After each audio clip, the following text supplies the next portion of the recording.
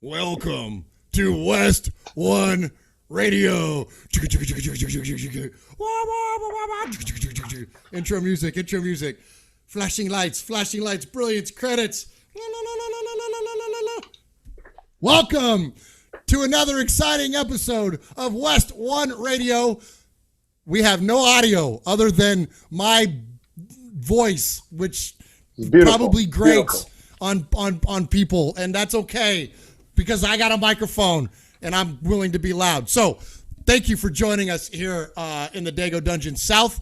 I am your host for the evening, Murph. My new gamer tag is Coach Murph 45. I had to change my gamer tag because next year, when I'm not the Raiders anymore, because I'm going to alternate my favorite team with my partner in crime, with my co-commissioner, with my co-host of the show, Sunny Salty 222. We're going to trade teams, so I had to change my name because it would be stupid to be the Raider gamer and roll with the Tennessee Titans like I'm going to next year. But, like I mentioned, my co-host, Sunny, welcome in to WestOne Radio. Thanks, Murph. Glad to be here. I was curious about why you changed your name because for years and years and years now, you've always been the Raider gamer, and I noticed you changed it, and so that makes sense. But you couldn't get the Raiders back after years. Are you going to change it back in 1 year, or what? What's your deal? Nah, I'm just going to leave it at Coach Murph 45. It actually, Coach Murph fits better, fits across a lot more broader spectrum of things versus just the Raider gamer. As much as I love, go ahead. This is a big evolution for you because it is, and as much as I love the Oakland Raiders, I'm not defined by the Oakland Raiders. You're a coach now. You coach kids, so that's how you're defined now. That's cool. Yeah, I'll take it. And I went with 45 because Coach Murph was taken, and then I went Coach Murph 12 because that's my favorite number. It's what I wear at softball. 45 because of this right here? Because of that right there. That's what I'm – oh, crap. Wait, hold on. Let me get you on camera. Do it again. Okay. Right. Yep, you're live. There it is. Marcel, what's up? There you go. That's right, 45, man. He's our man. So, anyways, so that's why I changed it. So, all right, and then we got one more. We got a three-man booth tonight. We're like, it's kind of like the old days of Monday Night Football. Like, we got Gifford, we got Dandy Don Meredith, and we got Howard Cosell. So, welcome to the Dago Dungeon, a man of little title, of big mouth, lots of back hair, and a positive attitude. Welcome to the show. Auden, are you with us? I am, and it's actually a good thing that I'm not on camera because I do got a lot of the back hair going and the neck beards going, and I just need an all-around trim. I just need to get unfuzzy because it's January, and I mean I'm not in coming through, but I'm getting fuzzy for the winter. Alan, if we were to cut your nose hair, trim out your ears, and shave your shaggy shoulders, how many quilts could we make? I think we're not measuring it in quilts. I think we could actually replenish all of the rainforests that have been chopped down over the decades. I know. I guess I shouldn't have said quilts. I should have said Afghans or something because you gotta crochet shoulder hair. You can't quilt it. You know that would. Well, be you weird. would know. Well, listen. I know I make fun, but yeah. Body hair is not a scarcity in our family. That's for sure. On either the Irish side or the Italian side. All right, let's break into. I had all kinds of stuff planned for us tonight, but we got a little bit of this technical difficulties, throw a little bit of a monkey wrench. So instead of messing around and on all the brouhaha, we're gonna bust right into the show. So let's go. For anybody that's not aware, we are at the end of season 2. We are in the process of completing our conference games here in WestOne, heading into our second Super Bowl. And I believe the AFC game is getting played now, and it's a replay. So we pretty much know who the winner of that game is. Do what? Just advanced it. Sachs said they tried to play again, didn't work. Gave Sachs a sim win. We are now in the Super Bowl, waiting for Norman via Sachs. All right, so that leaves us with John Sachs, the owner of the Jacksonville Jaguars. Congratulations to him on making his Super Bowl? That's a whole bunch. Number 3. He's made 3. Number 3 for John Sachs. No, he 4. won. He lost 4. The Yeah, he won 2, lost 1. Yeah, number 4. And then, so congratulations to him. And then also, so here comes the hot take. congratulations to one Josh Norman. That's right, the barking chihuahua. You pretend you hear the sound bite. Yip, yip, yip, yip, yip. Congratulations to him for beating none other than my co-host, Salty222. So, Salty, let's hear it. Give us the hot take, man. What happened in your game, in the NFC Championship game that just wrapped up about 20 minutes ago? So here's the deal. I would be mad if I lost to Cheese, right? Like when I lost to Allen earlier in the season, that made me mad because he beat me with some funky stuff. Norman played me straight up. You know, when we play Norman, we expect – I mean, what do you expect, Josh, when you face Norman? What do you expect right off the bat? I expect to see a quarterback with no face mask, only a tinted visor and a chin strap and long hair, and to see him roll out to the right upon the snap of the football, waiting for someone to commit to come downhill at him, and then so he could toss it then over the top. He did that once, but he didn't throw it over the top. He redirected his wide receiver before my quarterback spy could get there, and made a first down. But he didn't even do it till like the third quarter. For the whole entire game, Norman ran the ball. He totally threw me off my game plan because defensively I was saying nothing over the top. He comes out running the ball, making like smart passes, and I was impressed. Like I'm not even mad. I'm like happy for the kid because like he actually put together a game plan that's legit and respectable, and he beat me. Now keep in mind I threw 4 interceptions and he beat me by 1 score, and I had a chance late in the game, but that's neither here nor there. He beat me straight up. He showed me that I don't have 31 different passing plays to choose from because he took my running game kind of out of the mix early, got me a little flustered. I threw some picks, and he made a hell of a play on a halfback screen pass. He was using the middle linebacker. He saw it. He jumped the route and picked it off and took it back for a touchdown, and that was kind of the backbreaker. I came back and scored another touchdown and stopped him, but he played a great game. I got nothing to negative to say about it. If he plays that game, I think he gives Sachs a run for his money. Wow, unbelievable. Well, you said a few things there that I think are pretty cool. Number one, the fact that he was cognizant of the weakness in his game plan and willing to change it up in what could have been or arguably the biggest game in his WestOne career. So for him to switch it up and to change that, I think is pretty interesting. The other thing I noticed that he did in that game was that normally when in my experience of playing Norman, he plays a real high-pressure defense. He commits a lot of guys to the line of scrimmage. It seems like he's got all 11 guys except maybe a single high safety. Other than that, everybody's committed to within 5 yards of the line of scrimmage. I noticed in watching your game, he didn't do very much of that, at least in the part. I was getting ready for the show and watching out of the corner of my eye. But from what I saw, it didn't seem to me like he was doing much of that at all. In fact, I saw quite the opposite. He was sitting back in coverage, and he was being patient. And that, to me, is the best defense. And so far in Madden 16, that's the best defense you can play. Not only do you create turnovers by getting interceptions, but by working that coverage, you let the pass rush evolve organically. You don't have to worry about sending 6 or 7 guys to create pressure. You let it evolve as it will just by keeping guys covered for a long period of time. Yeah, no, he played good. He played a little DB strike, which is, a known cheese defense to stop running plays and stuff like that. But I played it too, so I can't knock him for that. And he did. He played quarters coverage. I think he played maybe some 3-2-6 once in a while. But he kind of played quarters and dime and 3-2-6. And I ran the ball somewhat effectively, but then he started blitzing. Anytime your opponent makes you one-dimensional, you're going to lose. And so I felt he did a good job making me one-dimensional. And I thought he was going to be all pass, and he wasn't. He was all rush. And, he jumped out, I think, into a 14-point lead there. Got it close, 14-10 at halftime. Needed that touchdown, but only got a field goal. But like I say, he made the plays, man. I was really impressed. So, it takes some cojones to adjust like that in a championship game, to change up your entire game plan like that. Do you think, though, that now that that's out there, now that that's known, that that's what he's going to do, and knowing how effective Sachs can run the football, and not to say that you were ineffective running the football, but we know but that's what John's known for. That's his game. Do you see an opportunity there for him to take advantage of that laid-back coverage and maybe having it? You mentioned that you thought if Norman plays that same game that he could come away victorious, but if he does change up and he's playing that softer defense, look out, here comes Denard Robinson. I don't know. I think if Norman plays the way he played me, he gives himself a much better chance at beating Sachs. If he goes back to the old Norman, then Sachs is going to kick the crap out of him. Norman played a balanced. Norman really played my game against him. Like, I like to have maybe 16 to 17 throws a game. I had 33. Norman had 12. I like to run the ball over 20 times a game. I had 19 runs. Norman had 24.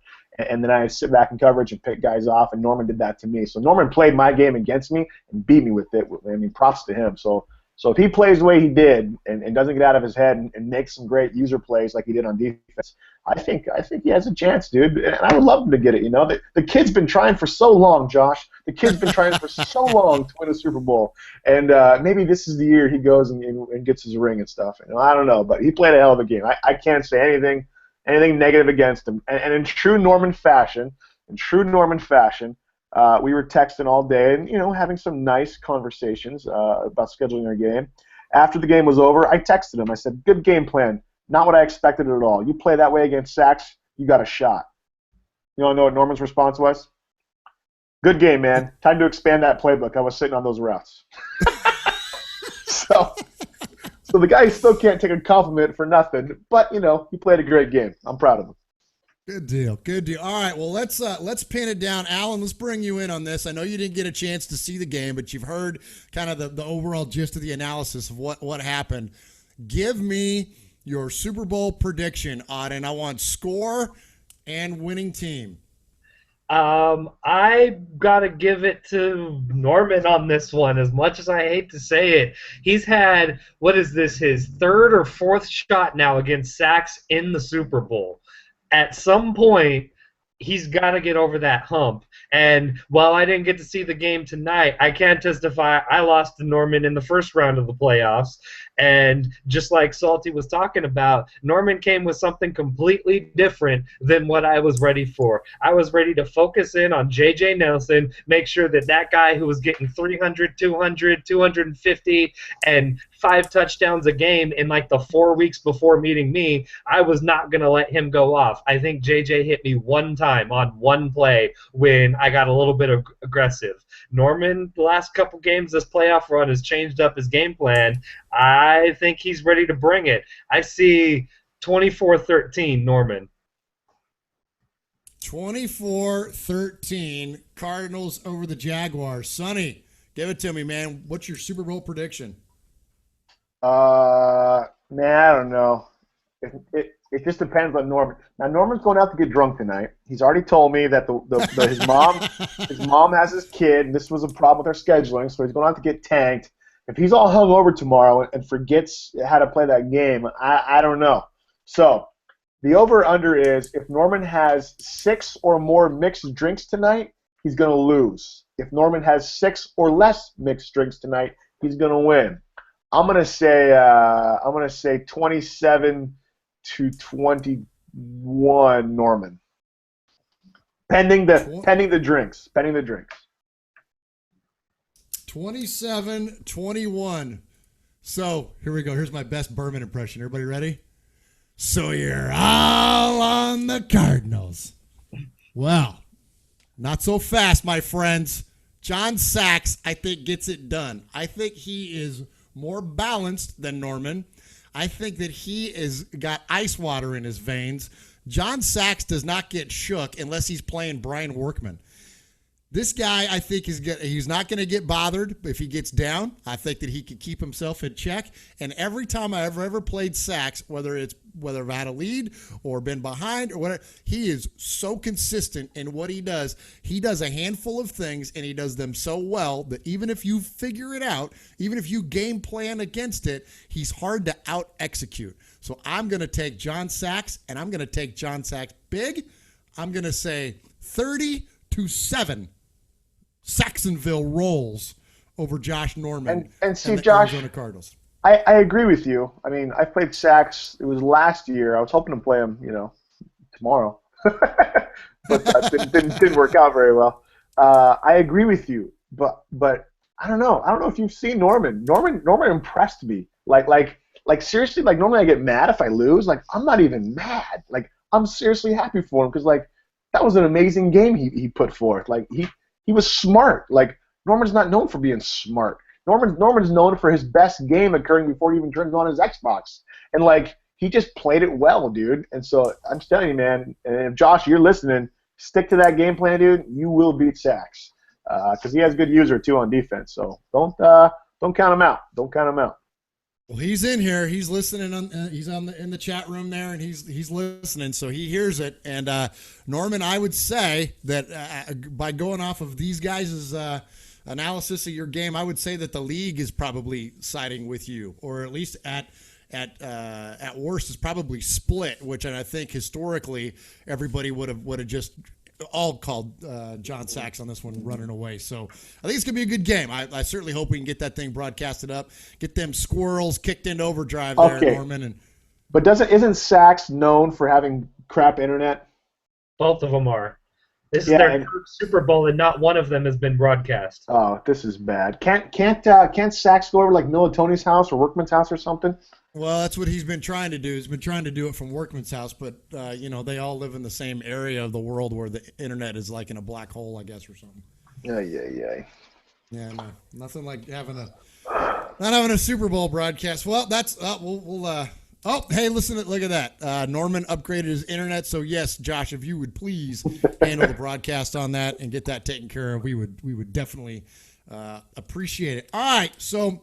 Let's migrate the conversation a little bit here, guys. Let's talk a little bit about our Super Bowl history and kind of where we're going and where we've been as a league. Sonny, I know you got it brought up there in front of you on Madden Daddy. I'm going to speak off the top of my head, but I know that Justin is the first guy to win a Super Bowl with 3 different teams. He's won it with the Jaguars, he won it with the Bills, and he won it with the Falcons. If you win one this year or this Madden year, will become the second guy to win a Super Bowl with 3 different teams. Mm-hmm. This will be John Sachs' shot at winning 3, which ties you and Justin, but all of his will be with the same team. If Justin wins one, that ices him as the champ, right, for all time. He would have 4 rings, yeah. He would have 4 rings. So there's quite a bit on the line here. So at least I did that. At least I stopped him from getting 4 rings first. I'm proud of that. There you go. I can sit back and go with that. There you go. So that's it. So there's no Justin in the Super Bowl, but John is there. Some opinions have come up lately, and we've shared some opinions behind the scenes with one another and some of the other owners. And I'm going to ask, Sonny, I know you and I have talked about this already, so I'm going to ask Alan first. And Alan, I'm going to point blank you on this. I know you're not prepped for this, and that's good because we want to get raw, immediate reactions and opinions. Alan, are we a 2-man league? Maybe not a 2-man league, but we're not really much more than a 3 or 4-man league. Sonny, are we a 2-man league? FUCK, no. But really what comes down to being a 2-man league or not is how much effort and energy other people want to put into their game. Last year at the Saints, I was 5-11. That sucked. I had to figure out Madden, so I made it a goal of mine to reinvent the defense, to get the players in the right position. I traded Breeze for Griffin, thinking I was going to run more, but I ended up just throwing more. But I kind of found out the routes that work and the routes that don't work. And so I just made it a point to step my game up. I played a lot more mutt just to practice more and stuff, got my game plan developed. It took me to the conference championship this year. Hopefully in the next couple seasons I'll be able to get the next another championship. But I think what it comes down to, Josh, is just where's your Madden priority and stuff like that, Where's your stuff? And this is always the hard debate. It's like I got life. Like 2 minutes before I'm playing Norman, I got to talk my kid down from the kitchen sink because he wants to jump off of it for some weird reason. And so I got life to deal with. But at the same time, if I'm going to be in a league, I don't want to suck in the league. And I think that's where it comes down to is some guys are in the league just to be in the league. They don't care if they win. They don't care if they lose. Or they do care if they win and lose, but they don't put forth the effort to win and stuff like that. It's like the iceberg. You only see the tip of it. You only see when Justin and Sachs win. You don't see what goes on behind the scenes and stuff like that. And so I think while Sax and Justin have won quite a bit of late, that might be more of an indictment against the rest of us in the league to ask ourselves, what are we doing? Are you still playing in 8 leagues? Do you play in 3 leagues? Because even if you play in 2 leagues, half of your Madden time you afford yourself each day goes to another league. Now, I'm not saying everybody needs to be in 1 league, but if you're in 2 or 3 leagues, how many of those Super Bowls do you actually win? And are they actually even competitive and stuff like that? So, all that said, long talk about nothing. I refuse to have a defeatist attitude like our friend K-Matt D, who in the first quarter, down by 10 points, will text me, oh, this game's effed, I'm not going to win, and stuff like that, right? Or he says it's Sax and Cy, and that's it. I refuse to believe that, because if you believe that, you've already defeated yourself mentally. Why even try? So I just think we, as a collective, step your game up, man. I mean, why? Norman totally stepped his game up, reinvented how he played, and is now doing awesome. So I don't know. I don't think so. Alan, now that you've heard Sonny's answer and a little more descriptive, I'm going to ask you again. Are we a 2-man league? I still think so, and my response to that is hearing everything that Salty just said about, like, if you're in 2 or 3 leagues and you're spreading yourself out between the different leagues and stuff, and I guess my counter to that is, well, you just talked about how you go into MUT and you're doing practice and stuff there. What's the difference between playing in another league to get extra practice versus playing in MUT to get extra practice? Either way, you're playing in a game that's not in WestOne. If we're just going to talk about our league right now, you're getting other Madden experience that's outside of WestOne, and you can probably learn things that you can bring into your WestOne.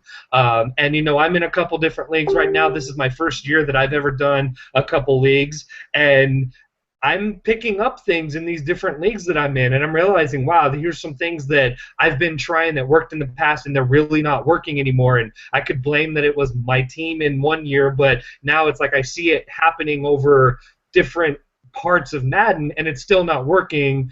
I got to do something different now. Or I'm finding things, it's like, oh, hey, this is working. I'm going to try doing this and bring this to my WestOne team. And then I'm also seeing how Salty talked about, I'm learning how to put guys in the right position, and I'm rebuilding my defense. And now I'm looking at it, I'm like, okay, I have my WestOne team, looks like this, and I can do these things. But then I go to my other league, and my guy, I can't do the same thing with the same guys, so it makes me have to pay attention more to what is my personnel that I have. What are my team's strengths and weaknesses? And I know 9-7 isn't a great record, but I more than doubled my win total from season 1. I was in the same boat as Salty was, and I've got myself back into the playoffs. Was it just because I had Lamar Miller and Matt Ryan? I mean, maybe. I don't know. Or is it because I've been getting this extra experience to help me figure out how this game is working and what things that I can do? Let me counter that real quick.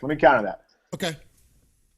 It's not about playing games, because I play my MUT games, late at night, don't really care, trying out new things and stuff like that, playing online at any given time. But when you're in a league, that's a different demand than MUT. Like, I don't research stuff on MUT. I don't spend time at lunch break looking at daddy leagues on MUT. I don't spend time in the draft looking at MUT. Like, if you're in a league, those are 2 different worries than MUT. And so if you're in 2 leagues, you're worrying about 2 leagues versus 1 league.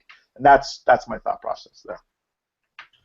Well, and Alan, I think that a lot of the things that, while you kind of drew the same conclusion, though, ultimately, even though that it was hang on a second here, guys. Oh, look, it's John Sachs in the flesh. You can broadcast a freaking game on that dome of his. All right, so ultimately, here's what I hear from both of you guys, is that I hear whether you do it in the league or whether you do it in MUT, I hear an investment between both of those answers. And I think that ultimately that's what's gotten us to this point. Now, you want to call us a 2-man league? I don't think so. I think we got plenty of other guys that can contend for a championship. And heck, we got one going on right now with Norman, okay? And we saw the way that he was able to turn around his game. We saw the way that Sonny was able to turn around his game and it struggled like crazy in season 1 and now has jumped up. Okay, so there's plenty of evidence of it. But that said, how many of those guys do we want? Obviously, we want 32 of those guys, and we don't have that. And I think that ultimately we are headed in a direction to where we could be a little more discriminate in our owners. And what I mean by that is that we are fortunate enough that we have guys that want to play in our league, and we have a lot of, I'm not going to say a lot, but we get a handful of requests to play in our league. Would it be in the best interest in the overall health of our league to have guys in it that want to be more invested in it versus guys that are just kind of placeholders? So I asked, so here's my next question. Sonny, I'll start with you. Is it unfair for us as commissioners to set criteria for partnership in WestOne, whatever those metrics are, and they're not just, there's nothing that we've defined yet, but it could be how often, how quickly you're getting scheduled, how active you are with our community, whatever metric we decide to put on it. Would that be unfair for us to ask guys to say, you've got to be this invested in the league so we can continue to grow and all get better together? And if you're not willing to do that, it's okay. We get it. Like you said, there's life outside of Madden. A lot of us are married and have families and careers, and we get it. But maybe it's just not the right time for you to be in it the way that we are, And so is that unfair for us to put that expectation maybe going forward? Sonny, start with you. I don't think so, man. I think that as a mature league, we've been here for several years now. We kind of know the type of owner that'll work or not, and the way it becomes a two-man league is if you have too many people in the league that are divided, or not enough time put forth, or just not stepping their game up and stuff. Like if you're satisfied with 3 and 13 records every year, like you enjoy that, like what are you here for and stuff, So I think really what might be kind of cool is if we have some kind of criteria, if you will, maybe. I don't know, like what if we did a like a Jeff Foxworthy redneck kind of thing and stuff, like you might be an endangered owner if me or Josh has to schedule your game for you more than 3 times in 1 year. You know what I'm saying? Like if I have to schedule your game multiple times in a year or a season, that's just whack. That just shows you're not even willing to put forth an effort and stuff like that. If you're the last game of the week and you haven't even scheduled it yet, that's bad. Like it's okay to be the last game of the week as long as it's been scheduled. But if you're the last game of the week over and over and over again, and you haven't even scheduled it until somebody prompts you to schedule it, what are you doing and stuff? So I don't know. So maybe we make some criteria based on that. You definitely don't want to, become like a prideful league, like you're not good enough to be in our league. Like I don't ever want to be that. But it's like, let's start stepping our game up here and stuff. I don't know. Maybe. Well, I got to say, it is incredibly frustrating when we're waiting on 2 or 3 games to get in, and you or I post up, the games that are remaining, and then guys on that thread start working out their schedule. Yeah, that's annoying as heck. It is so annoying that you couldn't, over the past 3 days or 2 days, couldn't take the supercomputer out of your pocket and text your opponent. Like that, it's not hard to get a hold of guys. This is not, you don't got to stop at a payphone and with a roll of quarters to get a hold of your guy. You know what I mean? Everybody in this league has a smartphone. Everybody takes a shit during the day. What are you doing? Schedule your game when you're freaking on the pot and stuff, Exactly. Come on, dude. Exactly. Come on. So, Auden, let me ask you, is it unfair for us to have an expectation of owners and to create some kind of a metric, not a judgment call, but a metric to say, all right, if we got to schedule your game for you 3 times in a year, you might be at risk to get replaced because we got guys that are banging on the door ready to take your spot? Well, for one, I don't think it's unfair because, when you're running a league, you kind of get to make your own rules on the kind of guys that you want to bring into it. Now, that being said, I think with WestOne specifically, with this league we got here, I think it really depends on what that metric is because our metric has always been about that WestOne membership isn't based on how good of a Madden player you are. It's about how active you are and how fun you're going to be to the league. It's more about 32 guys hanging out together, being able to play Madden together than it is about being the best.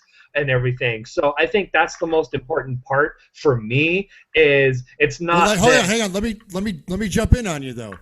But do you think also there's a correlation between the two? That the more invested you are, the better you're going to be?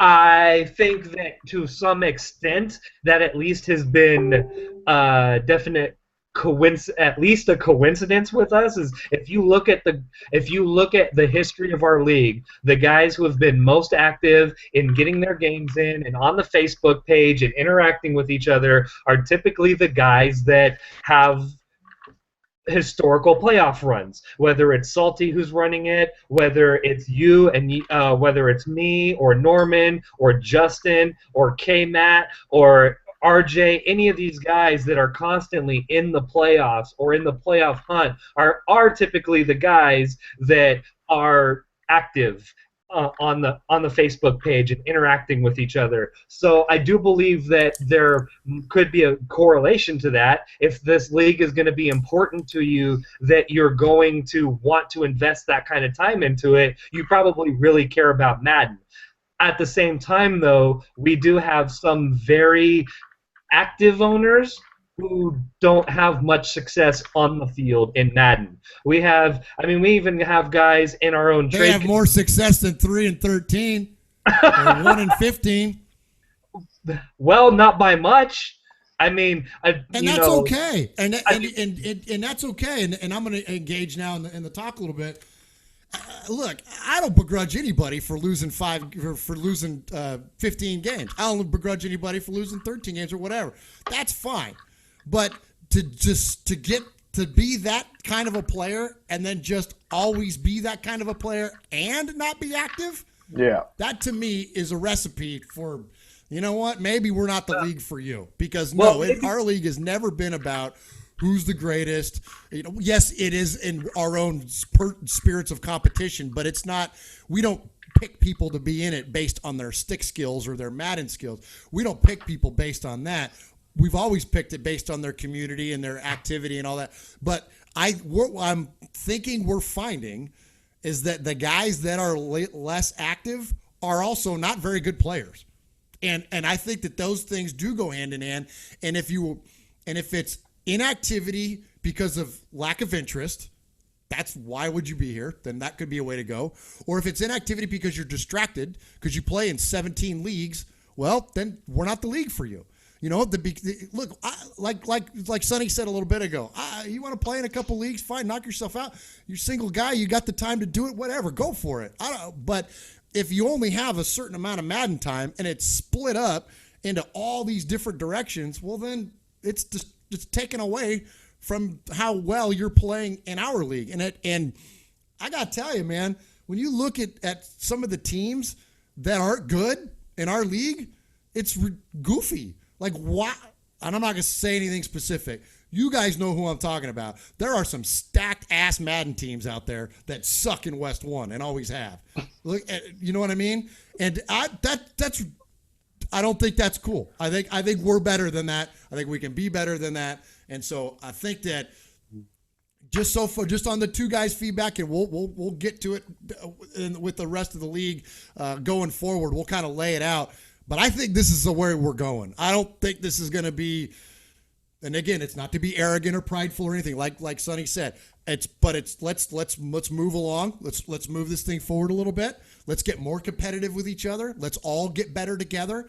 And so we're going to lay out some parameters and throw them out there to the league. And we're not going to vote. This is going to be it from now on. You got to hit this mark, this mark, this mark, and it will. I promise you this: it will never come down to just your won and loss record.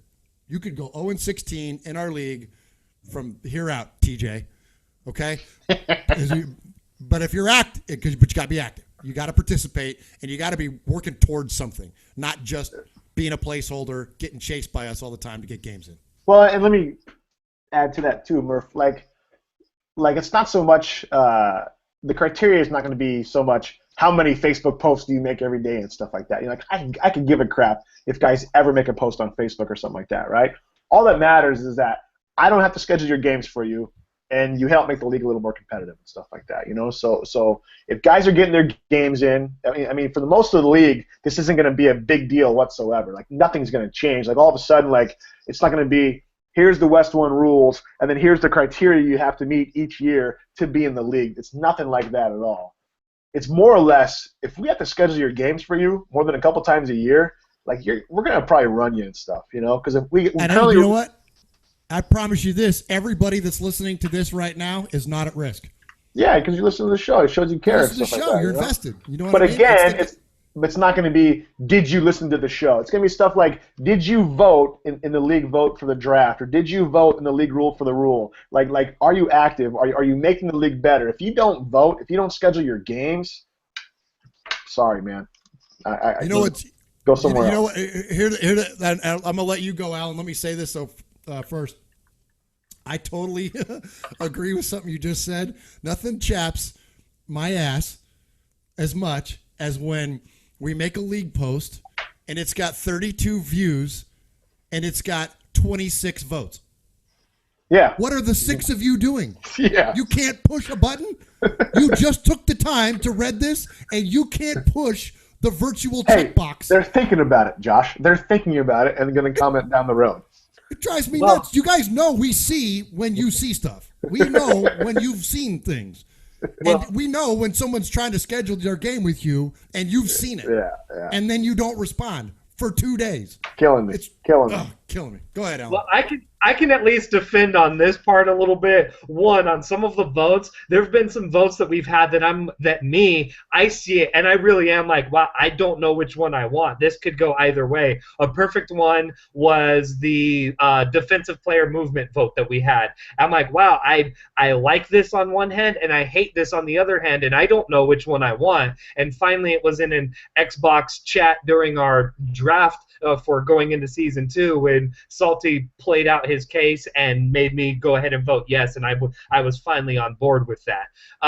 And my second defense of that is I can at least testify on my phone. A lot of times I'll see the post that has a poll, but I can't vote for it on my Facebook app. I have to wait until I get home to get to my computer to do that. So I'll leave those 2 defenses out there.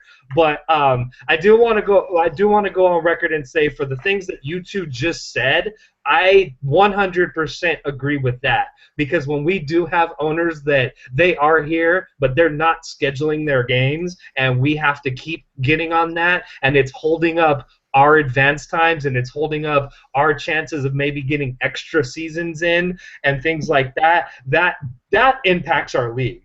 And that is the kind of thing that I would definitely agree with. Like, hey, maybe we do need to find someone better for this spot. Or, as you and I have talked about, Murph, in Salty's absence, while we were making a lot of league decisions, there were guys who didn't come back because that's exactly what they would do. They would not vote on league issues. They would not pay attention to league information that's put out there, and then they complain about it when they didn't re-sign their players, or when they when the draft was, when they didn't like when the draft was. It's like, you didn't vote, and now you want to complain that our draft was on this night instead of that night, and our vote was, by 1 or 2 points, and you didn't vote. Or we've been announcing for a week what our off-season schedule is, and you didn't re-sign your players, and now you're coming to Murph or me or to Salty saying, hey, I lost my franchise players. Can you put them back on my team for me?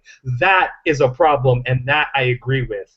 And Salty kind of touched on something that I did want to mention, which was we do have guys that are really good owners, and they probably couldn't win a game if their life depended on it, and they don't post on the Facebook. We're looking at you, Domino. But they are great owners that we love having in the league. Kidding. So I think we're all on the same page about it. I think we maybe worded it a little bit differently, but I think ultimately we're all on the same page here about what we want in terms of owner activity from our league. But I think if we're looking at it from that standpoint, we are definitely more than a 2-man league. When it comes to owner participation and owner investment, we have a 28-man league. Yeah, big freaking deal. You want a participation trophy? Like, screw that. Like, we need to start mixing it up and winning championships. Sorry, go ahead. All right, so I ain't giving nobody a, hey, congratulations, you post every day on Facebook. You're the best owner ever. Like, F that, dude. F that. You get the social media award. Yeah. You guys always gave out the WestOne awards, the Westies. You get the freaking, you get the I'm a grown adult with nothing better to do with my time award because you post 10 times a day on Facebook. Like, shut up. Hey, but as much as you take a crap, dude, come on. That's when you spend in your Facebook time. When do you think I edit the Data Leagues page, dude? That's what I'm saying. That's why it looks so good, man. That's why it looks so good. I know, right? Okay, so hey, owner played their game this week. Let's touch on something that got kind of brought up in a roundabout way that I wanted to talk about. If we get more efficient, as efficient as we got towards the end of Madden 15 or better, I'd like to see. We got dangerously close to getting in that 6th season last year. Right now, the way that we run, because we wait till after the first big roster update drops before we start the season, we typically get 5 seasons into our Madden life. It would be really cool to get that 6th season in by getting early advances, and that comes by having active owners that schedule their games with plenty of time, and then you get on a run of early advances. When we got into season 4, I think it was, last year, we hit a lick there, man, where it was like we had 8 weeks in a row that were like boom, boom, boom, boom, boom. The games were flying in, which was awesome. So if we could keep, don't have an expectation of us keeping a pace like that for the entire calendar year, but if we could keep that up for a good long while, or at least consistently, then we might be able to get that 6th season in, which I think would be cool. So that said, there's something that would allow for that may change you guys' opinion on the subject of player XP.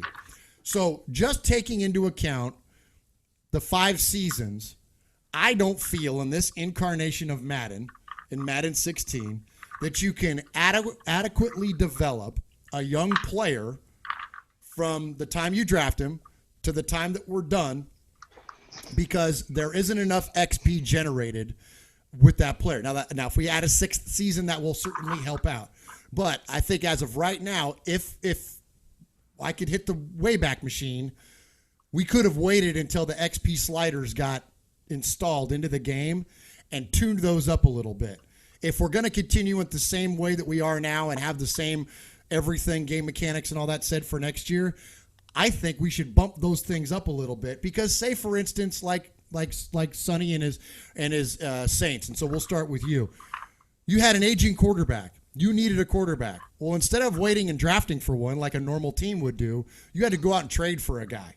I'm not to say that teams don't do that in real life, but when you have a not so hot record and you got a pretty high draft pick, odds are you're going to take a quarterback up there to replace somebody like an aging Drew Brees. So, but you couldn't do that in the way that we're set up now. So here's the question. I'll start with you, Sonny. Do we want to look at bumping up the XP sliders for Madden 17 if it stays the way that it is now for the accumulation of those experience points? Yeah, I think it's definitely something we should look into. I know you can do it. You can do it by position. So say we bumped it up 200%, which would be double what it is now.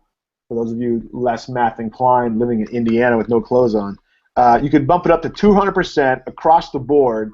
So then your right tackle XP goes up double, your quarterback goes up double, everybody goes up double. So we could do it that way. The only danger in that is you don't want, I think it was like Madden 13 or I don't know, one of the Maddens, where you don't want to draft a cornerback or draft a quarterback and he comes in and just lights up the league and is just, the Manziel. It was Manziel. Remember Manziel was a 99 by the end of season 1. Yeah. Yeah, and it's not nothing on Shazani and stuff, but he found the loophole in the preseason, played him, and all of a sudden Manziel was, he was money by week 1 and stuff, and so we need to avoid that for sure. So I think the best route is going to be to create a little, just a little side thing to do, have a couple guys in it, play through a couple seasons, maybe we advance it every night or something, and have some XP going in there and kind of see if we like it or not. I think that'll be, because you can do it to 0. So you could have no XP. You can do the same, which is 100% now. You can do 200%, or you can do 300%. which would be 3 times what we're currently getting. And so there's a lot of flexibility in what we can do, and you can also alternate each position up to 300% or no percent. So I think it's going to take a lot of trial and error. I don't want to just set a number and just go with it just because we said the number and stuff. I want to have at least some experience behind it first before we set something in stone. And and then even too, this is Madden 16, so when Madden 17 drops, it's going to be different. So we'll need to lab it for that too. So really, it's way early to even be talking about it, to be honest with you. Sure, absolutely. But bringing up the additional season, I think brought us into that. Alan, what do you think? XP, you like it this year or no? I absolutely think that if we have the option and opportunity next year, that we definitely should adjust the XP sliders because what we have in Madden 16 is great for real time. It's going to take a player, 5-6 seasons to develop into what they fully are, and that's more realistic of the NFL. Players hit their prime 4, 5, 6 years into their careers, but we're not playing that many seasons in WestOne. So if we want to find a balance, I think we should increase the XP. So if you draft someone in Season 1 with a high pick and you're trying to develop them, that they can become a superstar by Season 3. And that's fast by real life standards, but in real life standards, you're building teams over the course of decades, not over 3, 4, 5 years. So I absolutely think that we should be able to adjust that if next year we're given those opportunities. All right, fellas, that brings up my last topic in terms of gameplay within WestOne. Play calling has been a little bit of a hot topic there, Mr. Rubik's Cube, that's coming through your microphone. Play calling's been a hot topic of discussion with guys running, quote, money plays, things like that. One of the things we've always said in our league is that we are never going to regulate play calling. Now that said, should we make more of an emphasis or at least take note of it more often when guys don't really mix it up? I mean, it's one thing to go to that when you got a 3rd and 6 and you need to hit that one play to run that one play and always run it on that in that down a distance or whatever. But it's another thing to come out in trips and run 4 verts on first down from your own 20 and then call that same play 20 times throughout the course of the game. What should we do there? Should we just take note of it more often, or do we call guys out, or how do we handle that? I don't think cheese is cheese until you run the same thing over and over and over again. So, I think again, maybe that's criteria that we put forth. If you run this same play, 10 times a game and stuff, or 15 times a game, that could be, you might be an endangered owner by then. Because we all have our plays, right? Like, call them money plays, call them go-to plays, whatever you want to call them. We all have our plays that we run 7 or 8 times a game when we're in a crucial, dire need. Some of us are advanced enough where those plays aren't 4 verticals. And some of us, we haven't moved on yet from 4 verticals and stuff. But we all have the go-to plays. We all have the money plays. And so, we don't regulate calling. That's on each person. That's like regulating morality. If Madden was life, regulating play calling is regulating morality, and that just will never happen. So if you're the type of guy that calls 3 plays a game, or if your whole game is screenplays, then might not be the league for you and stuff like that. But I don't think we need to do any regulation on play calling, and I really never want to and stuff, Auden, what do you say to the guy that runs the same play but audibles like crazy, add in it, hot routing multiple receivers to where, yeah, he may be calling 4 verts, but he's not really running 4 verts, but the play art repeatedly is going to show 4 verts as his opponent. You buy into that theory at all, or is that just something that the guys are throwing out there? That's actually something that I haven't really at least noticed much of in my games or anything like that, but it is something that I have thought of in my own games playing, because there have been times where it's like, wow, it looks like I may have called this same play a couple times, but I'm doing it running it differently each time. I'm trying to open up a different receiver each time, or I'm doing a different route with it each time. But I'm like, what does that look like though? Because it looks like I'm calling the same play over and over again. So I think that that's definitely a tricky issue, because it is going to just show the default play art. Even if you flipped it, it's going to show the default play art. I think a lot of it just goes back to what Salty said. And I know it has been a hot button issue this year, and I know that I've had my take on that hot button issue. And ultimately, I agree that we should not start regulating play calling. I think that is a bad idea. But I do think that it's prudent for us as the commissioner team to take note of what those money plays are, quote unquote, and who's running them over and over again, and what those habits are, so that we can be aware of what's happening in our league, and we can decide if it is something that we need to take action on or not, if we need to talk to an owner, if we need to reemphasize what is in our rule book of don't call the same play over and over again, and if you're found to be abusing one play constantly, you're going to have your custom playbook taken away.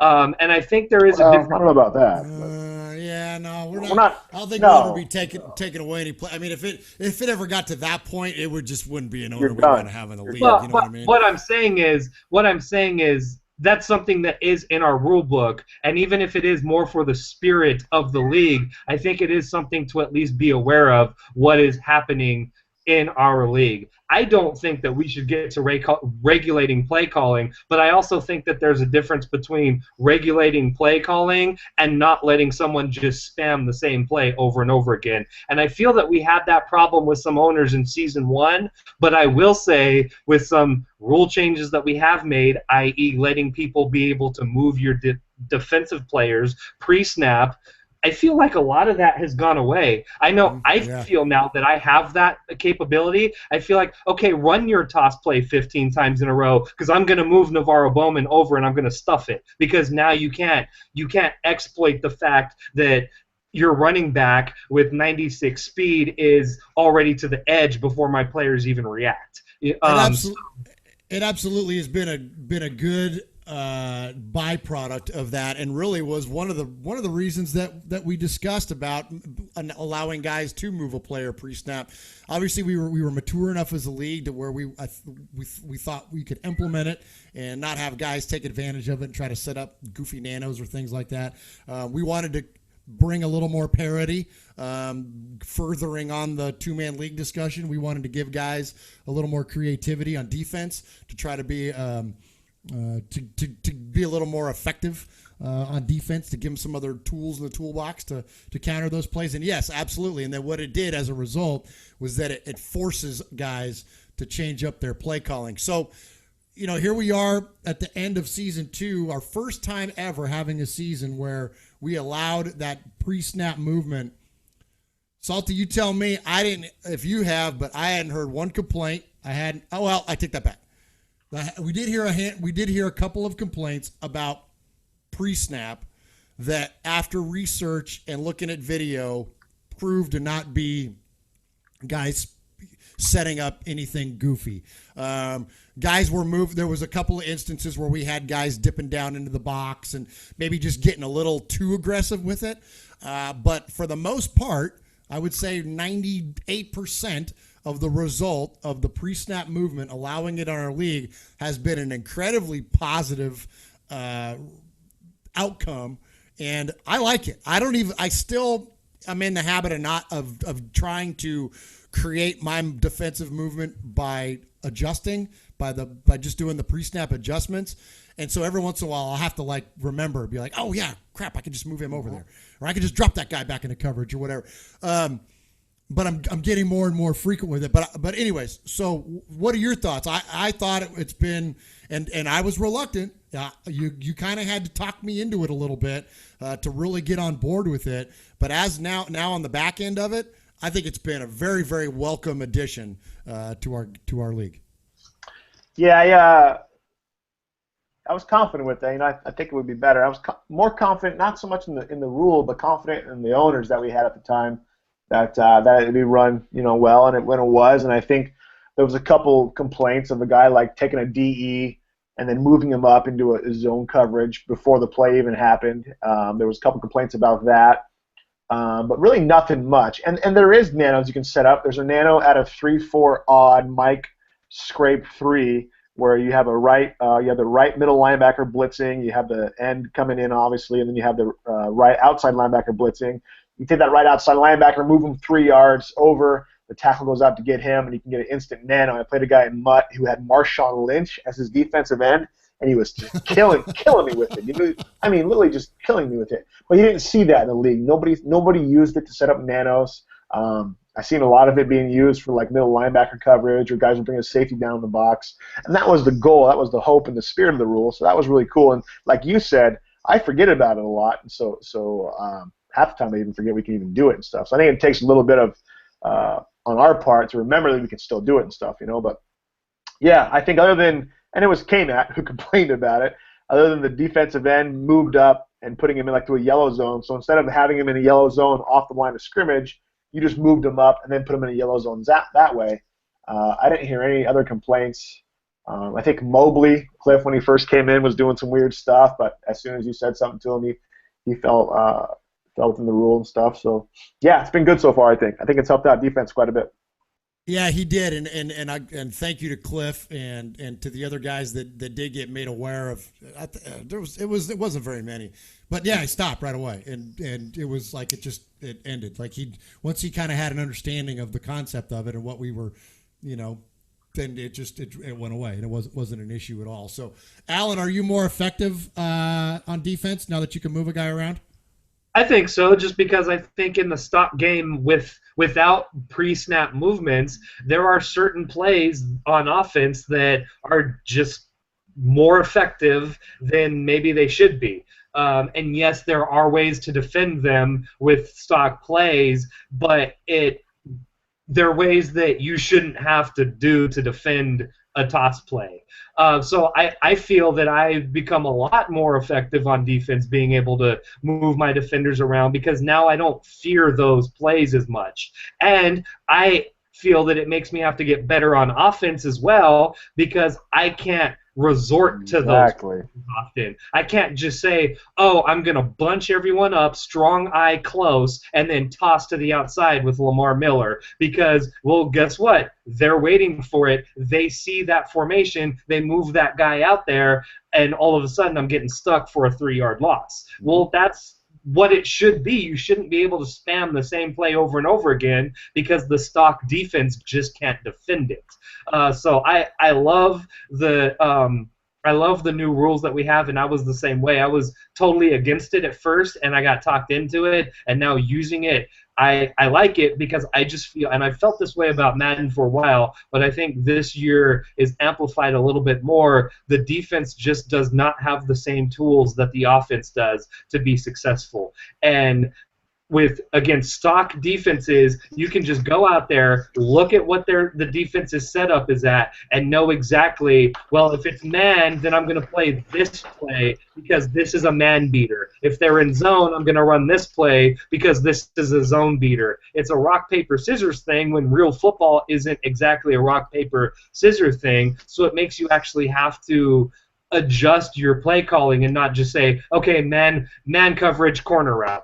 Zone coverage, slant route. You have to think and do different things now, and actually have to read a defense in motion. And I think it's made us a better league, because now we can't just run rock beats scissors, and so I'm going to call rock to your scissors. Sonny, do you think that we've seen now more diversity in play calling on defense as well, because guys don't have to, when they see an offensive formation or when like a personnel grouping, say, they don't automatically default to, I'm going to run this defensive formation with this coverage, like cover 3, for instance. Like, before we can move players, you're almost forced to run cover 3 more frequently, much more than I do now. Now I run a lot more two-man stuff. I do a lot more sync type plays because I know that I can take a linebacker, say, and drop him back into the middle to eat up anything that would just destroy cover two. But now that I can adjust and maybe user a guy and bring him there or move him, because I'm not the kind of guy that's got the stick skills of a Justin Sire or a John Sachs or, I can't adjust in the play to get a guy to cut off a lane, but I can sure as heck grab Khalil Mack and drop him back there into right where that tight end corner route's going to run to and cut that thing off to prevent that from torching cover two. So do you think now that as a league we've seen more diversity, not just in our offensive play calling, but in our defensive play calling as well? I'm going to actually say no. I think we've seen less diversity in play calling, and I'll be first to admit it. Everybody was running cover three as their base defense, so I decided to build my team to be a cover four base defense, and I could sit against some opponents and sit in a 3-4 cover four and stop a lot of different people a lot of different times. And I think part of that is it caught people off guard because you're used to seeing cover three. And so I think even within cover three, the weakness is the seams. You can take your linebackers, at least one of them, move them over the tight end and cover that guy. So I think the rule actually it helps defense in a way because you can counter more stuff. But at the same time, you can call it base cover three, and with the addition of moving your guy, you can turn that cover three into a different play, but still have the three guys over the top. So I think it's helped in one way be more diverse with what you can do. I don't think guys are still comfortable yet in getting out of the cover three mindset. I know I still struggle with it because cover three is just a good base defense. But so I think it's among good and bad. I think you can call base plays with the addition of moving a guy gives you more diversity in that base play.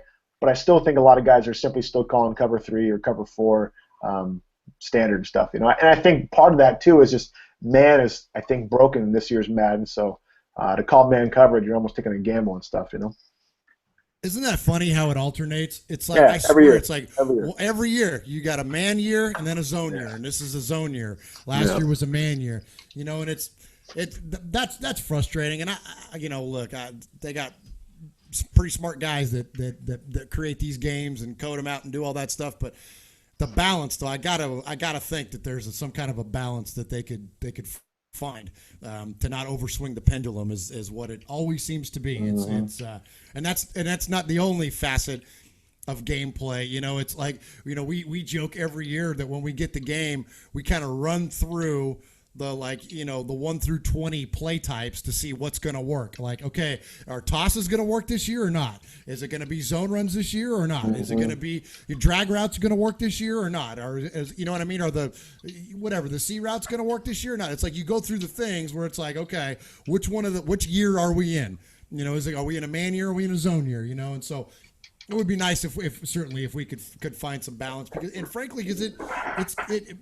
a lot of times, even though we're waiting till September to start, you really don't really find out what kind of Madden we're in until you get a few months in, and by that time we've already started building our teams. You know what I mean? So it's like if it's like I wish we would know in the beginning. It's like, all right, you need high zone coverage, a lot of play rec, you know what I mean, like that, or are we in a agility, speed, man coverage kind of gear? Like it sure would be nice going into it if we knew, so we could draft accordingly. I have a solution.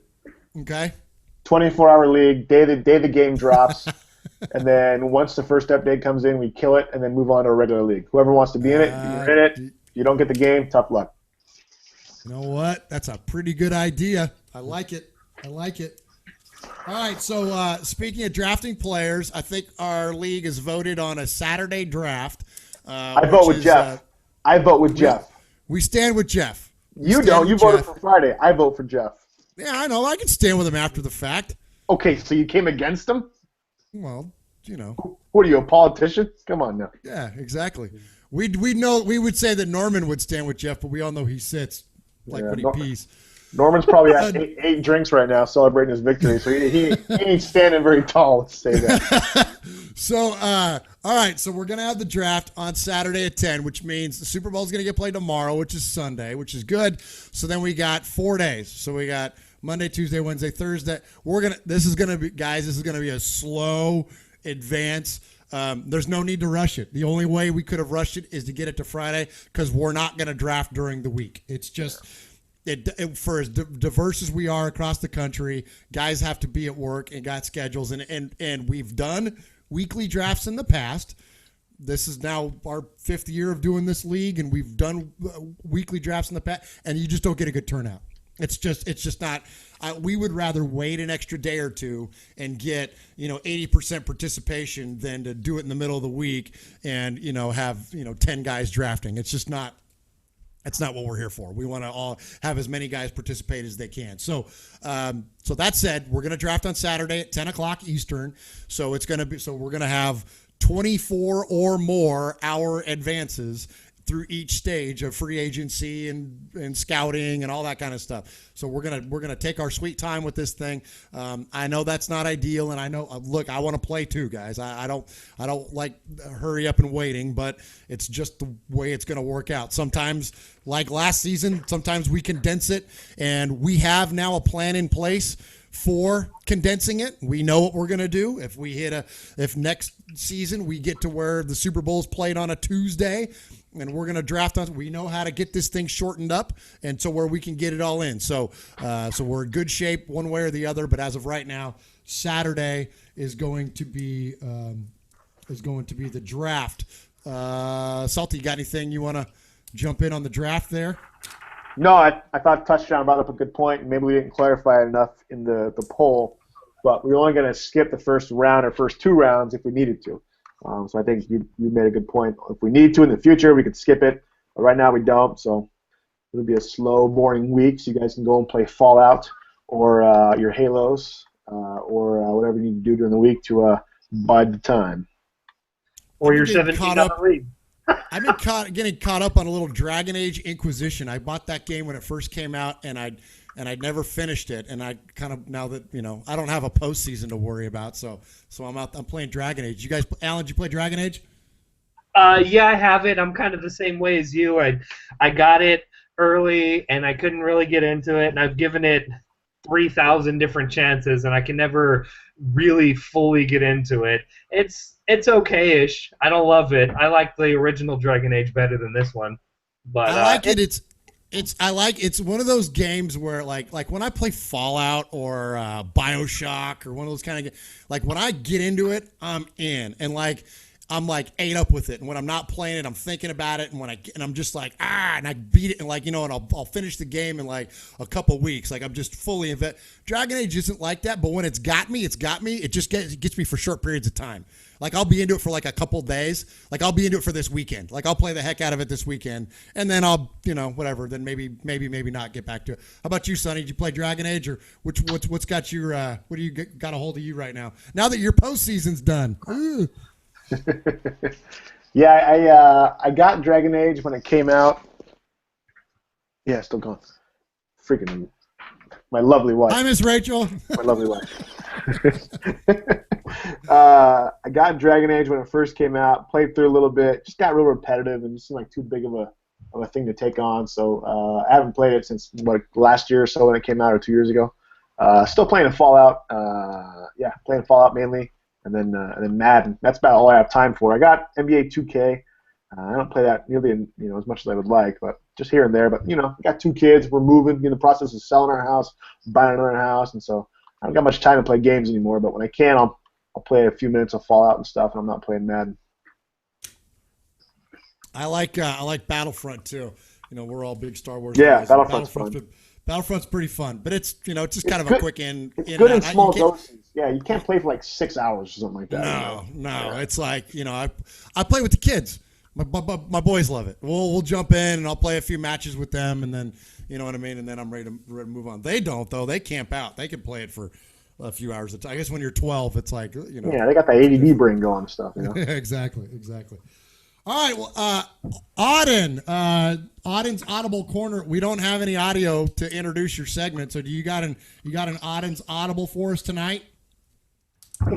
Well, I mean, we're getting into our Super Bowl now. We got, I think this is the third time Norman v. Sachs 3. We've got Sachs has the upper hand with a 2-0 history against Norman. So is third time the charm for Norman? Is he finally going to be able to get his ring? Or is Sachs going to join the trio, the trio of three guys that all have 3 rings? As stated earlier, he'll be the first one to do it with all one team. And what's he been in the last 5 Super Bowls in this league? So this is still definitely quite a run he's on. His 49 or 56 or whatever it was games in a row win streak is long over. But It brought Salty out of retirement. his Super Bowl streak sure isn't over. And is Norman finally gonna get his ring and shut us all up and make life unbearable for all the denizens in WestOne? Or is Sachs going to establish his dominance once and for all and punt the Chihuahua out of his misery? Good deal. Well done. It's going to be fun. I'm looking forward to it. I hope we can get this thing broadcasted up. I know that all of us are anxious. Well, most all of us. And if you don't watch it, you might be at risk, owners. Yeah. If you don't watch my Twitch stream, you might be an endangered owner. You might be an endangered owner. So, Hey, all right, guys. Well, K-Matt. Anybody else got anything else they want to jump in on before we wrap this thing up? Is K-Matt still around? He made a comment about defense is being as bad as offense. So unmute that guy and see what he says about that. K-Matt, you want to get in here?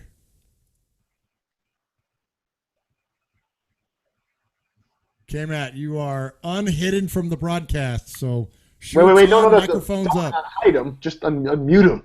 Jeez. No, I know, but when I hide him, he has to unmute himself. There he goes. Welcome to the show, K-Matt. Welcome to my house. Oh no. K-Matt, what do you mean by defense is just as bad as offense? Expand. You just pretty much took the words out of my mouth. Not mixing it up. I've had, I believe, multiple conversations, throughout the season, with you about it, and I do agree. Plays like forwards are old and get tired of playing them. But if people just set in cover 3 and make no manual adjustments, I mean, I'll run the fast receivers right in the, right down the seam every play. And if people want to just do the cover 3, because it gets tiring. I watch a Twitch game, and I'm not gonna bring up names. One of our guys played 3-4 bear cover 3 every single play. He never changed when he was on defense. The screen popped up and he pushed it. I'm not gonna put his name out there. Sure. I don't want to start no stuff. I mean, that's not what it was for. But it gets old. I thoroughly enjoy playing a game. Matter of fact, this kills me to say, and I've seen his little ball-headed ass, so I don't want him to hear this, but I enjoy playing sacks because it's mixed up with everything, blitzing, cover 2, man, on both sides. Yeah, the last 3 seasons he's kicked my behind, but I enjoy it because there's a mixture there. Once I got over the crybaby stuff about his running game and decided to play him, it's probably the most enjoyable opponent I've had. When did that happen? You haven't. Over that? What? When did you get over that? When did that happen? You haven't heard me say anything about losing a game for any reason but me. Hey! You guys can't talk to each other. Remember our deal? You talk to me, King. I talked to Josh for you. Yeah, Josh, tell him to shut his face. No, but Josh brought it up, man, and I am not talking about being Madden, but I cannot get a break against that guy for nothing. It's so aggravating, and I'm not talking about being Madden. I'm just talking about straight football breaks, fumbles, or penalties. I'm like, man, I cannot get a break. And he's already kicked my ass enough. Can I get a break? Damn. Oh, okay, let's stop crying. So you brought up a good point, though, K-Matt, and we've texted about this numerous times where you say you play a guy who plays nothing but cover 3, and then I say, well, just run seam routes until he doesn't no more. And then you say, I keep running seam routes and kicking the crap out of him, but he never changes. That's not your fault. That's their fault. No, I totally saying? agree. Yeah. I can't stand. But it's annoying. I agree. It's annoying. Like I said, there was a guy that asked a couple people how you play me because he plays the same defense and drag him to death with man all game. Mm-hmm. Or it was cover 3, seemed him all death the first game. Next game he plays mostly man, so I nothing but drag routes because it was predictable. And as fast as my receivers and tight ends are, I mean, you're not gonna, if you want to play a man and do nothing but blitz and play man, then I'll drag and run for 50 yards. It doesn't bother me a bit. But like I said, playing against people that mix it up, one, it makes everybody better. I mean, that's just reality. And then that's why, I give people stuff about playing tough divisions, about playing Cy when he was a Jags, playing sacks. But my record is bad, a lot worse against Cy than it is sacks. But it's good to play them guys because I honestly feel if I play 3 or 4 opponents in a row that do the same thing, that hurts me because I just okay, I can just do this and I don't even have to think about play calling no more. I can just run a seam or a drag the whole game. Then when I come up against sacks, I played 4 games in a row that I didn't even have to make adjustments. I didn't have to think about my play call. I could run the same stuff, but now against sacks, you play them and you got to adjust. And I think it affects you, especially early on in the game. Okay, man, I got to hand it to you. We have tried so hard to get you out of the league. We put you in a division with Cy. We put you in a division with Sacks. We didn't even put Scotty and Sacks in your same division. And, you're still here, dude. So, props to you, bro. You're still alive and kicking. I respect that. I will die in WestOne. I respect that. I have made it through a gay porn scandal. I've made it through bringing Scotty back scandal. Multiple gay porn scandals.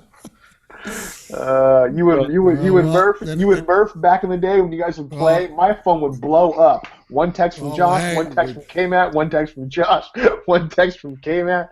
Good stuff. And it's coming back next. And it's coming back next year too for Madden 17. K-Matt, we're gonna have to play nice with each other. I know it'll be a challenge for us both, but it's coming. Me and Josh butt heads a lot more than I think a lot of people know, and we probably say things we shouldn't say to each other. But I respect where he's coming from, especially when I cool down because this is I think he only has 2 children. This is like his 3rd baby. And he's just trying to do what's best for it. And I understand at the end. Of course, I think he cheated in our game earlier this year that he won, but that's okay. But probably you and Josh are like butt cheeks. A lot of shit goes between you two, but you'll always be together and stuff. It's all good. It's all good. Ain't that the truth? And that's right, K-Matt. We can always make up at the end. So. Yes, absolutely. So I look forward to Hey, look, and not to pat us on the back here, but we have the best rivalry going when we're in the same division. It's it. That's it. I really don't think not the most competitive, but the best. You know what I mean? It's kind of like the Browns and the Steelers. You know what I mean? It's a great rivalry, but only one of them wins. The biggest rivalry that goes unnoticed by the rest of the league. Yes, you guys have that for sure. There you go. All right, so. Speaking of things, no, I was gonna say something off color, but I'm gonna back up. Go ahead, it's okay. Hey, gentlemen. Welcome into the show, Josh Norman. Congratulations on your NFC Championship. Hey, wait a minute. I have one request before I leave. Can we just let Sonny and Norman talk? Everybody else just shut up. All right, sounds good. Go ahead, fellas. Hello, Josh. You played a great game, Sonny. First off, I mean, it was fun. Honestly, last time I played you, I felt like you ran the same play so much against me. It drove me crazy. But it was mixed up. Yes, I sat on a lot of your passes, but it was fun.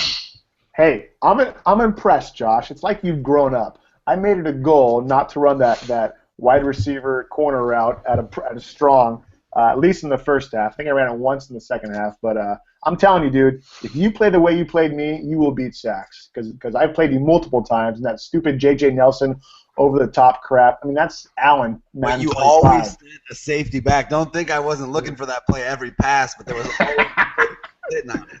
Yeah, and then you did the right thing. You ran the ball, and so your running game beat me. And you were running a lot of QB contain too, so I just started running up the middle. But yeah, I did the same thing versus Preston actually, which is why I put on him too, because he kept running QB contain. I just ran up the middle all game. So yeah, no, you played smart, man. So I wasn't even mad. I was mad I didn't beat you, but I threw 4 picks and still was in it.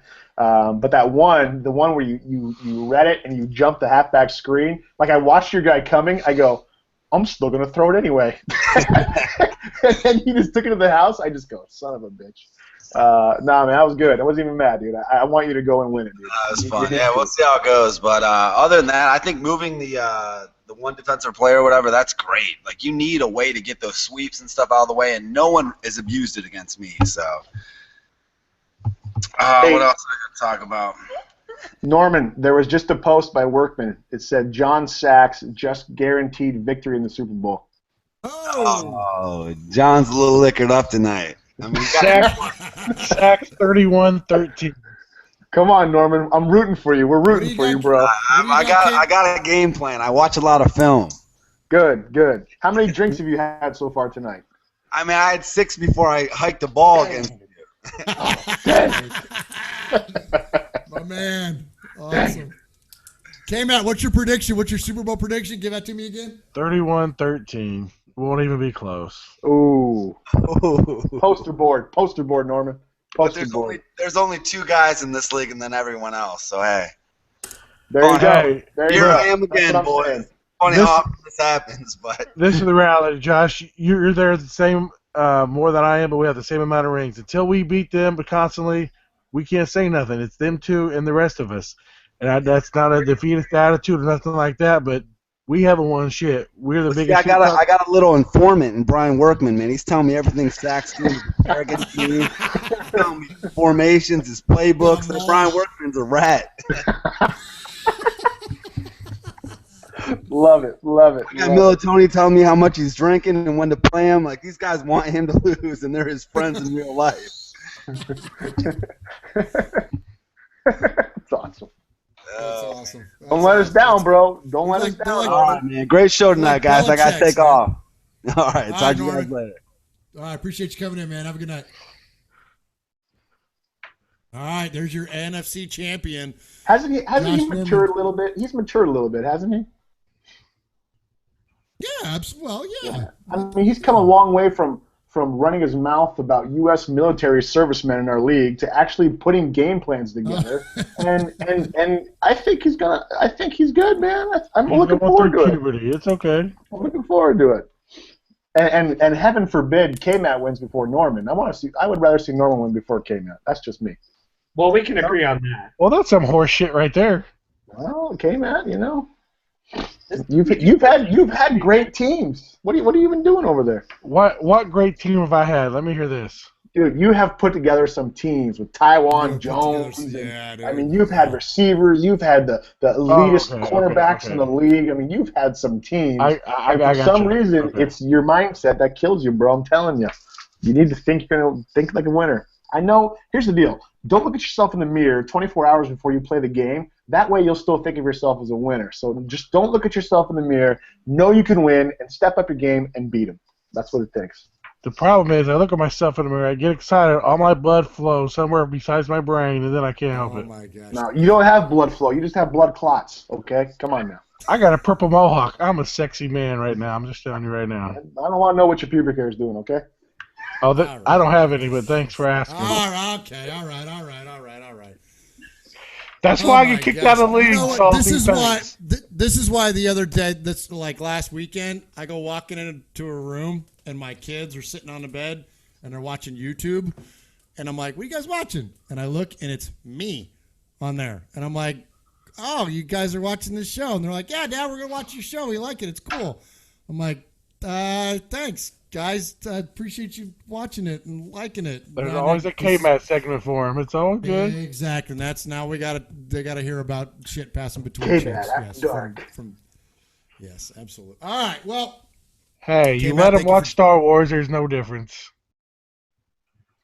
Whoa. see, Sonny? All right, that's the last straw. Get him out of here. Boo this man. Boo. I just See, I just muted him. Okay, Thank you. Him. See, I try to be nice. I try to play along. So, all right, K-Mat, thanks for calling in. All right, fellas, let's wrap this thing up. I think we've covered everything we need to cover. Got some cool stuff. Looking forward to the Super Bowl, obviously, between Norman and Sachs. Got some pretty cool WestOne Super Bowl history on the line for both of those guys. Appreciate you guys checking in tonight to WestOne. Sorry about our technical difficulties, but thank you to everybody that joined in. Good discussion on a lot of league topics, and look forward to seeing how season 3 goes after our draft on Saturday. So hurry up and wait this week, guys, like we mentioned. So we're just going to be a slow roll. So have fun, play Mutt, play Fallout, do whatever you're going to do. And we'll get this thing fired back up again. I guess one last thing to bring up. As soon as the Super Bowl's done, though, we are officially into season 3. So we'll have the forums up and running. Already are up trade and running. proposals. Oh, okay. Already got them up and running. So trade proposals. We got a new member of the committee. Welcome to Brian Workman, taking Caruso's place as the finance director for us here in WestOne. So welcome him to the committee and appreciate him and his willingness to join in. So committee's up and running. So get your proposals in. Remember, you only get 4 max contracts for the entire length of the game. I'll be using 2 of those this year, as Alden Smith I have already signed as a max contract, and I have Carr and Mack both coming up. So that's going to be a couple max contracts for me. So anyways, remember, only 4 max deals for existing players or free agents, but make sure you get those posted up accordingly. And get your trade stuff, captain's list, all that good stuff. Make sure you get that stuff posted up so we can get off to a quick start to season 3. Quick question. When season 3 changes a lot. Season 3, you're allowed to do. Season 3, you're still allowed 3 trade transactions and then 4-year max contracts. So, never mind. Go ahead. Because season 4 is season 4 is when it starts. The Madden season starts over when the preseason starts. Our season starts over there. Okay, go. Yes. Yep. All right, good deal. So, Auden, you got any parting words for us here before we call it a night? Well, stated on the Facebook page, but also bringing it back around here live on WestOne, is that Matt Ryan is officially on San Francisco's trading block. So I'm now taking offers for Matt Ryan. I will be back in the playoffs next year. I'm not planning on being a one-and-done player. I'm got to get my spot back. But also to add on to what the trade forums will now be open, so go ahead and start talking trades, negotiating trades with other owners. You can't execute yet. Top of the rest of the committee to get on those and make sure that we're getting those processed in a quick and timely order, so we can get these deals done before free agency and before drafts and all that stuff. Yes, absolutely. No trade executions at all, guys. We're still normal procedure and process, but you can start communicating on that. So, all right, Auden, thank you for joining us tonight here on WestOne. Appreciate everything you do to help out the league, and thanks for calling in, and good luck to you in Season 3. Sonny, Salty, you got anything for us before we call it a night? Nope, good show. Appreciate everyone in the league. Appreciate the league. It's been fun coming back. And go Josh Norman.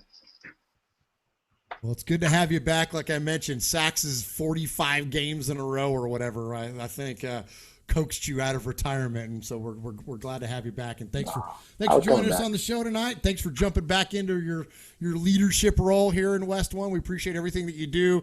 Madden Daddy is looking fantastic. Man, that's the best it's ever looked, man. You've fully dove into your HTML coding and all that good stuff. Guys, if you're not on Daddy Leagues, Get on there. That's all part of it. That's all part of this participation. That's all part of the things that all make great WestOne owners is all the different ways that you have to interact with our league. And Daddy Leagues is one of the best ones, man. There's another criteria. If you're not registered with Daddy Leagues after a season, you might be an endangered owner. You might be an endangered owner, absolutely. And I don't know about you guys, but I'll go down that rabbit hole sometimes. I'll get on on my lunch break or something, and I'll hop on the computer and get on Daddy Leagues, and I'm like, I could spend an hour looking at free agents, just trying to find a gem in there or something. You know what I mean? It's a great resource. It's a great tool, and Salty's got it set up real well for us. So, anyways, yes, for scouting, Norman brings up, it is excellent for scouting. It's great. So. Anyway, so thank you to you guys for joining us tonight. Thank you for the owners that jumped in. Thank you to Norman and K-Matt for coming on the show. Thanks for the other guys. We got 3 or 4 other guys that are in the chat room there joined us. So thank you for tuning in. Thanks to anybody that's going to watch us afterwards on YouTube. Appreciate you guys being part of WestOne. We want all of you to stay. This is not an initiative to try to run anybody. We love all of you, and we want all you to stay. We just want everybody to be as active as possible going forward. So thanks to everybody that pays attention to us. Yes, even K-Matt. Thanks for joining us, and thanks for being part of the league. We will catch you in another week or so back here in WestOne. So I wish I don't have my outro music. So, Sonny, give us a beat on the way out. Well, you don't got a beatbox in you? You can't give me an improv beatbox? Ooh, ooh.